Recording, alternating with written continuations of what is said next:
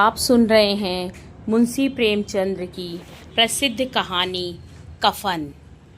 झोपड़े के दरवाजे पर बाप और बेटा दोनों एक बुझे हुए अलाव के सामने खामोश बैठे हुए थे और अंदर बेटे की नौजवान बीबी बुधिया दर्द ए जह से पछाड़े खा रही थी और रह रहकर उसके मुंह से ऐसी दिलखराश सदा निकलती थी कि दोनों कलेजा थाम लेते थे।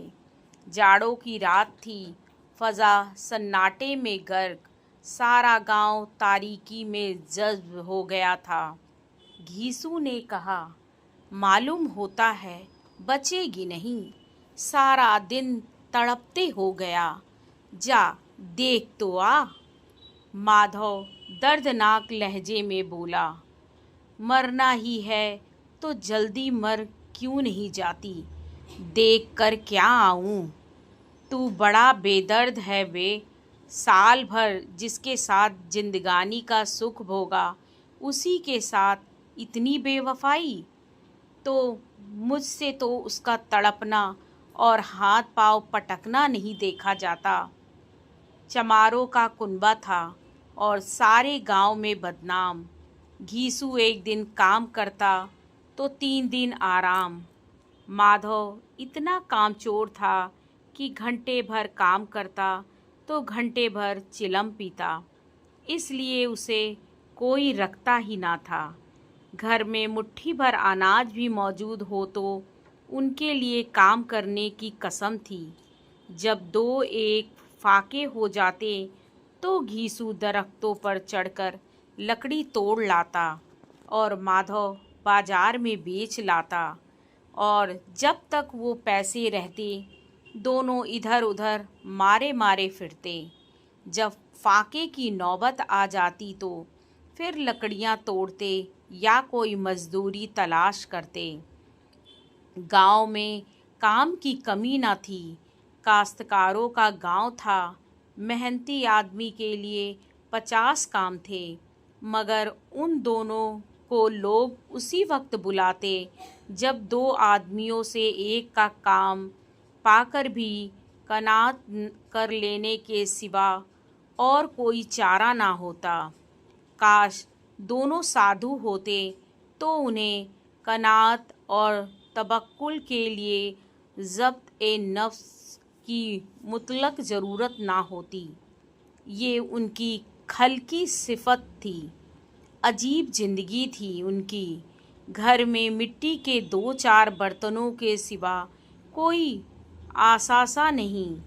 फटे चीथड़ों से अपनी उरियानी को ढके हुए, दुनिया की फिक्रों से आज़ाद, कर्ज से लदे हुए, गालियाँ भी खाते, मार भी खाते, मगर कोई गम नहीं।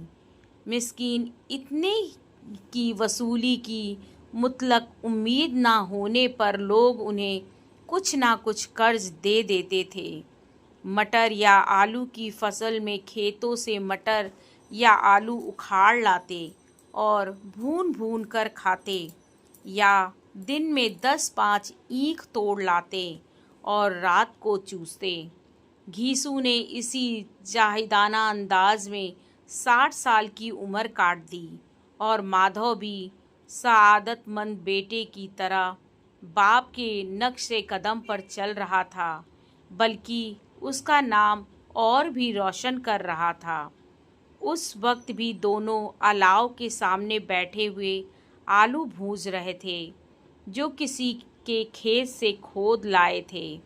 घीसू की बीबी का तो मुद्दत हुई इंतकाल हो गया था। माधव की शादी पिछले साल हुई थी। जब से ये औरत आई थी उसने इस खानदान में तमद्दुन की बुनियाद डाली थी। पिसाई करके, घास छीलकर वो सेर भर आटे का इंतज़ाम कर लेती थी। इन दोनों बेगैरतों का दोज़ख भरती रहती थी। जब से वो आई ये दोनों और भी आराम तलब और आलसी हो गए थे, बल्कि कुछ अकड़ने भी लगे थे। कोई काम करने को बुलाता तो बेनियाजी की शान में दोगुनी मजदूरी मांगते। वही औरत आज सुबह से दर्द ए जहन में मर रही थी और ये दोनों शायद इसी इंतज़ार में थे कि वो मर जाए तो आराम से सोएं। घीसू ने आलू निकालकर छीलते हुए कहा, जा देख तो क्या हालत है। उसकी चुड़ैल का फसाद होगा और क्या। यहाँ तो ओझा भी 1 रुपए मांगता है, किसके घर से आए। माधव को अंदेशा था कि वो कोठरी में गया तो घीसू आलूओं का बड़ा हिस्सा साफ कर देगा। बोला, मुझे वहाँ डर लगता है। डर किस बात का है, मैं तो यहाँ हूँ ही, तो तुम ही जाकर देखो ना। मेरी औरत जब मरी थी तो मैं 3 दिन तक उसके पास से हिला भी नहीं, और फिर मुझसे लजाएगी कि नहीं। कभी उसका मुंह नहीं देखा। आज उसका उधड़ा हुआ बदन देखूं, उसे तन की सुध भी तो ना होगी। मुझे देख लेगी तो खुलकर हाथ पाँव भी ना पटक सकेगी। मैं सोचता हूँ कि कोई बाल बच्चा हो गया तो क्या होगा। सोठ गुड़ तेल कुछ भी तो नहीं है घर में, सब कुछ आ जाएगा। भगवान बच्चा दे तो। जो लोग अभी तक 1 पैसा नहीं दे रहे हैं वही तब बुला कर देंगे। मेरे तो लड़के हुए, घर में भी कुछ भी ना था, मगर इस तरह हर बार काम चल गया। जिस समाज में रात दिन मेहनत करने वालों की हालत उनकी हालत से कुछ बहुत अच्छी ना थी, और किसानों के मुकाबले में वो लोग किसानों की कमजोरियों से फ़ायदा उठाना जानते थे, कहीं ज़्यादा फारिग उलबाल थे, वहाँ इस किस्म की जहनियत का पैदा हो जाना कोई ताज्जुब की बात नहीं थी। हम तो कहेंगे घीसू किसानों के मुकाबले में ज़्यादा बारीक बीन था, और किसानों की तही दिमाग जमयत में शामिल होने के बदले शातिरों की फितरा परदाज जमात में शामिल हो गया था। हाँ, उसमें ये सलाहियत ना थी कि शातिरों के आईने ओ आदाब की पाबंदी भी करता। इसलिए ये जहाँ उसकी जमात के और लोग गांव के सरगना और मुखिया बने हुए थे, उस पर सारा गांव अंगुशत नुमाई कर रहा था। फिर भी उसे ये तस्कीन तो थी ही कि अगर वो खस्ता हाल है तो कम से कम उसे किसानों की सी जिगर तोड़ मेहनत तो नहीं करनी पड़ती, और उसकी सादगी और बेज़बानी से दूसरे बेजा फ़ायदा तो नहीं उठाते। दोनों आलू निकाल निकाल कर जलते जलते खाने लगे। कल से कुछ भी नहीं खाया था, इतना सब्र ना था कि उसे ठंडा हो जाने दे। कई बार दोनों की जबानें जल गईं। छिल जाने पर आलू का बैरूनी हिस्सा तो ज़्यादा गर्म ना होता था, लेकिन दांतों के तले पड़ते ही अंदर का हिस्सा जवान, हल्क और तालू को जला देता था, और इस अंगारे को मुंह में रखने से ज़्यादा खैरियत इसी में थी कि वो अंदर पहुंच जाए। वहाँ उसे ठंडा करने के लिए काफ़ी सामान थे, इसलिए दोनों जल्द जल्द निकल जाते थे। हालांकि इस कोशिश में उनकी आंखों से आंसू निकल आते। घीसू को उस वक्त ठाकुर की बारात याद आई जिसमें 20 साल पहले वो गया था। उस दावत में उसे जो सेरी नसीब हुई थी वो उसकी ज़िंदगी में एक यादगार वाक़या थी, और आज भी उसकी याद ताज़ा थी। वो बोला, वो भोज नहीं भूलता। तब से फिर इस तरह का खाना और भरपेट नहीं मिला। लड़की वालों ने सबको पूड़ियाँ खिलाई थी, सबको, छोटे बड़े सबने पूड़ियाँ खाई, और असली घी की चटनी, रायता, 3 तरह के सूखे साग, एक रसेदार तरकारी, दही, चटनी, मिठाई, अब क्या बताऊं कि उस भोज में कितना स्वाद था। कोई रोक नहीं थी, जो चीज़ चाहो मांगो और जितना चाहो खाओ। लोगों ने ऐसा खाया कि किसी ने पानी ना पिया गया। मगर परोसने वाले हैं कि सामने गर्म गोल गोल महकती हुई कचौड़ियाँ डाल देते हैं। मना करते हैं नहीं चाहिए, मगर वो है कि दिए जाते हैं। और जब सबने मुंह धो लिया तो एक एक बीड़ा पान भी मिला, मगर मुझे पान लेने की कहाँ सुध थी। खड़ा ना हुआ जाता था। झटपट जाकर अपने कंबल पर लेट गया। ऐसी दरिया दिल था वो ठाकुर। माधव ने उन तकल्लुफ़ात का मज़ा लेते हुए कहा, अब हमें कोई ऐसा भोज खिलाता। अब कोई क्या खिलाएगा। वो ज़माना दूसरा था। अब तो सबको किफ़ायत सूझती है। शादी ब्याह में मत खर्च करो, क्रियाक्रम में मत खर्च करो। पूछो गरीबों का माल बटोर बटोर कर कहाँ रखोगे। मगर बटोरने में तो कमी नहीं है, हाँ खर्च में किफ़ायत सूझती है। तुमने एक 20 पूड़ियाँ खाई होंगी। 20 से ज़्यादा खाई थी। मैं 50 खा जाता। 50 से कम मैंने भी ना खाई होंगी। अच्छा पट्ठा था, तू उसका आधा भी नहीं है।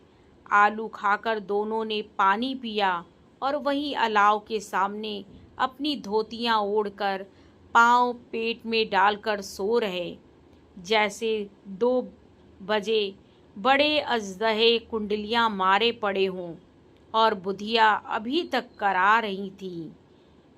सुबह को माधव ने कोठरी में जाकर देखा तो उसकी बीबी ठंडी हो गई थी। उसके मुंह पर मक्खियां भिनक रही थीं। पथराई हुई आंखें ऊपर टंगी हुई थीं। सारा जिस्म खाक में लथपथ हो गया था। उसके पेट में बच्चा मर गया था। माधव भागा हुआ घीसू के पास आया और फिर दोनों जोर जोर से हाय हाय करने और छाती पीटने लगे। पड़ोस वालों ने यह आह ओ जारी सुनी तो दौड़ते हुए आए। रस्म एक कदीम के मुताबिक गमज़दों की तसफ़्फ़ी करने लगे, मगर ज़्यादा रोने धोने का मौका ना था। कफन की और लकड़ी की फिक्र करनी थी। घर में तो पैसा इस तरह गायब था जैसे चील के घोंसले में मांस। बाप बेटे रोते हुए गांव के जमींदारों के पास गए। वो उन दोनों की सूरत से नफरत करते थे। कई बार उन्हें अपने हाथों पीट चुके थे। चोरी की इल्लत में, वादे पर काम ना करने की इल्लत में। पूछा, क्या है बे घिसुआ, रोता क्यों है? अब तो तेरी सूरत ही नज़र नहीं आती। अब मालूम होता है तू इस गांव में नहीं रहना चाहते। घीसू ने जमीन पर सर रखकर आंखों में आंसू भरते हुए कहा, सरकार बड़ी विपदा में हूँ। माधव की घरवाली रात गुजर गई। दिन भर तड़पती रही सरकार। आधी रात तक हम दोनों उसके सिरहाने बैठे रहे। दवा दारू जो कुछ हो सका सब किया, मगर वो हमें दगा दे गई। अब कोई एक रोटी देने वाला नहीं रहा मालिक। तबाह हो गए, घर उजड़ गया। आपका गुलाम हूँ। अब आपके सिवा उसकी मिट्टी कौन पार लगाएगा। हमारे हाथ में जो कुछ था वो सब दवा दारू में उठ गया। सरकार ही की दया होगी तो उसकी मिट्टी उठेगी। आपके सिवा और किसके द्वार पर जाऊं। जमींदार साहब रहम दिल आदमी थे, मगर घीसू पर रहम करना काले कंबल पर रंग चढ़ाना था।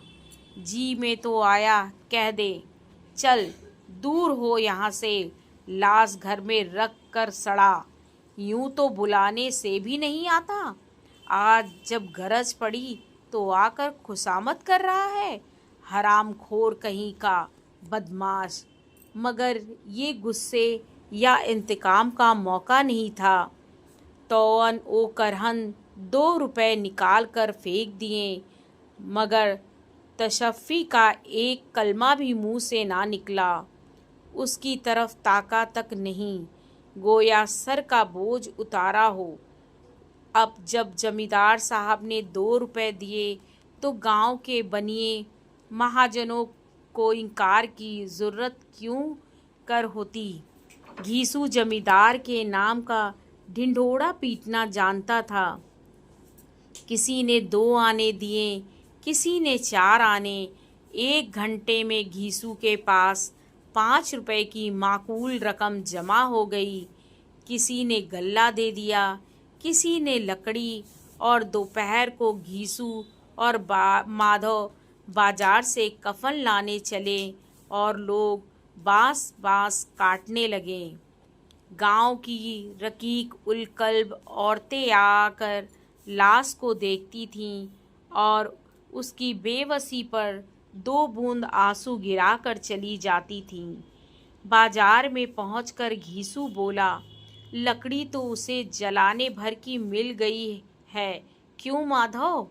माधव बोला, हाँ लकड़ी तो बहुत है, अब कफन चाहिए तो कोई हल्का सा कफन ले ले। हाँ और क्या, लाश उड़ते उड़ते रात हो जाएगी, रात को कफन कौन देखता है। कैसा बुरा रिवाज है कि जिसे जीते जी तन ठाकने को चीथड़ा ना मिले, उसे मरने पर नया कफन चाहिए। और क्या रखा रहता है, यही 5 रुपए पहले मिलते तो कुछ दवा दारू करते। दोनों एक दूसरे के दिल का माजरा मानवी तौर पर समझ रहे थे।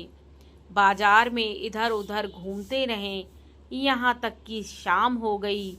दोनों इत्तेफाक से या आमदन एक शराब खाने के सामने आ पहुँचे और गोया किसी तयशुदा फैसले के मुताबिक अंदर गए। वहाँ जरा देर तक दोनों तजव्वुज़ की हालत में खड़े रहे। फिर घीसू ने एक बोतल शराब ली, कुछ गजक ली और दोनों बरामदे में बैठकर पीने लगे। कई कुंजियां पहम पीने के बाद दोनों शुरूर में आ गए। घीसू बोला, कफन लगाने से क्या मिलता है, आखिर जल ही तो जाता है, कुछ बहू के साथ तो ना जाता। माधव आसमान की तरफ देखकर बोला, गोया फरिश्तों को अपनी मासूमियत का यकीन दिला रहा हो। दुनिया का दस्तूर है, यही लोग बामनों को हजारों रुपए क्यों देते हैं, कौन देखता है परलोक में मिलता है या नहीं। बड़े आदमियों के पास धन है फूके, हमारे पास फूकने को क्या है। लेकिन लोगों को क्या जवाब दोगे, लोग पूछेंगे कि कफन कहाँ है। घीसू हंसा, कह देंगे कि रुपए कमर से खिसक गए, बहुत ढूंढा मिले नहीं। माधव भी हंसा, इस गैर मुतव्विके खुशनसीबी पर कुदरत को इस तरह शिकस्त देने पर बोला, बड़ी अच्छी थी बेचारी, मरी भी तो खूब खिला पिलाकर। आधी बोतल से ज़्यादा खत्म हो गई। घीसू ने 2 सेर पूड़ियाँ मंगवाईं, गोश्त, सालन और चटपटी कलेजियाँ और तली हुई मछलियाँ। शराब खाने के सामने दुकान थी।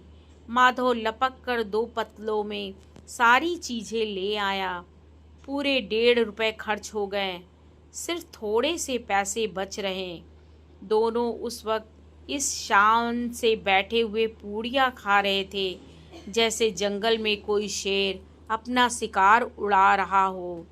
ना जवाबदेही का खौफ था और ना बदनामी की फ़िक्र, जो इस मराहिल को उन्होंने बहुत पहले तय कर लिया था।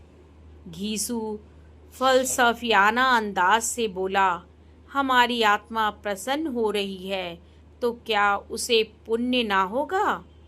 माधव ने सरे अकीदत झुकाकर तस्कीद की, जरूर से ज़रूर होगा। भगवान तुम अंतर्यामी अलीम हो, उसे बैकुंठ ले जाना। हम दोनों हृदय से उसे दुआ दे रहे हैं। आज जो भोजन मिला वो कभी उम्र भर ना मिला था। एक लम्हे के बाद माधव के दिल में एक तशवीश पैदा हुई। बोला, क्यों दादा, हम लोग भी तो वहाँ एक ना एक दिन जाएंगे ही। घीसू ने इस सवाल का कोई जवाब ना दिया। माधव की तरह पुरमलामत अंदाज से देखा।